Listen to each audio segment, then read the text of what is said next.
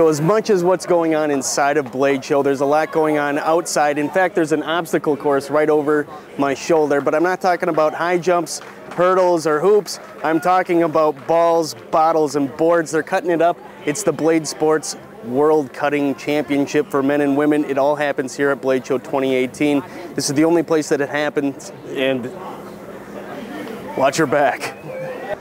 So part of this obstacle course that they have to do for Blade Sports, it starts out with a 2x4 that they have to chop with a knife. That same knife they have to use to do other more delicate cuts, and that's part of what makes the championship so special.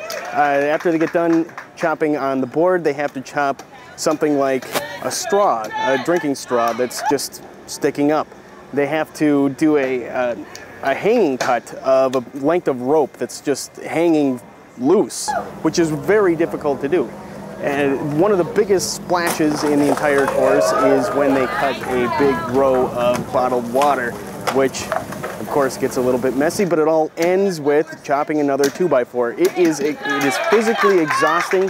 It is a challenge to keep all of your senses and your muscle movements down because you're doing all these different cuts. You're basically working the knife in every single possible way that you can think of. That's what this obstacle course is meant to do. It tests the knife and it tests the participant. And at the end, the one that makes the best cuts in the least amount of times with the least amount of damage to the knife ends up winning, and they are the world champion.